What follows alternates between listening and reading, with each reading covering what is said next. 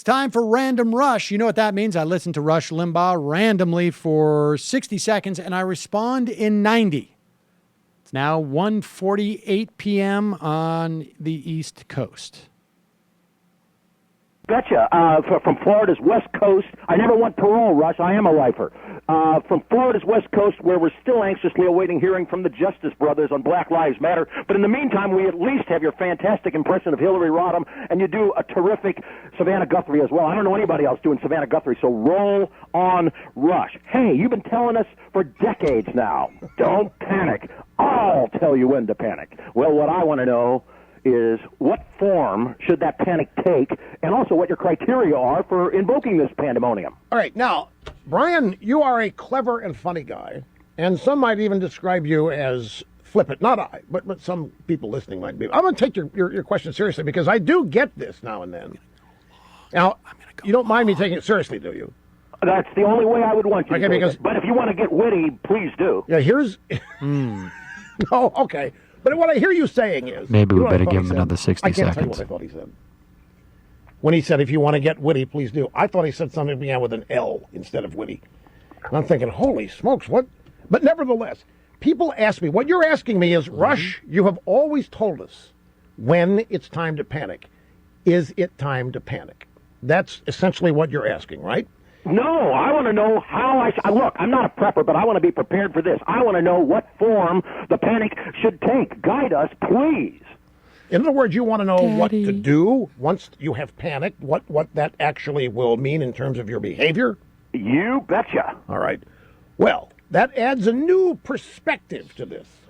But the time to panic, the reason that I'm intrigued by this is I'm aware I've said this over the years, and oftentimes I said it in a jocular fashion, but I also meant it, and people knew that I meant it. And many people think it's time to panic. Are these people having a nervous breakdown? That we're there, that we are at the tipping point. And I get the question sometimes off the air. We haven't had a caller with this question in a while. But I have, knowing that I have created this expectation, I have been pondering how I would answer this. And my answer is, it would appear that it's time to panic, but I don't think that it is. If panic means conceding that we've lost, then I'm not there.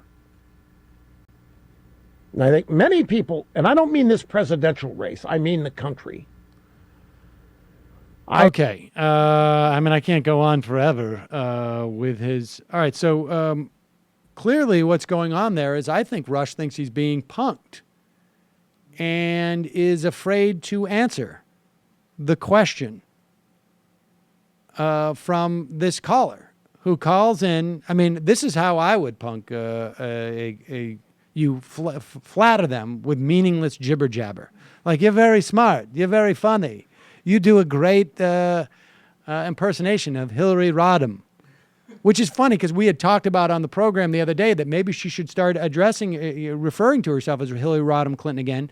And it reminds you that on the right, they think her actually acknowledging that she had a maiden name is in some way an implicit criticism of her as a person. But Limbaugh clearly feels like he is getting punked because Limbaugh doesn't need 90 seconds to just get to the beginning of the answer.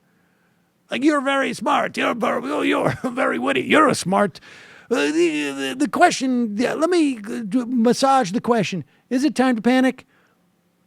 No, it's not time to panic because Rush Limbaugh has got everything he needs.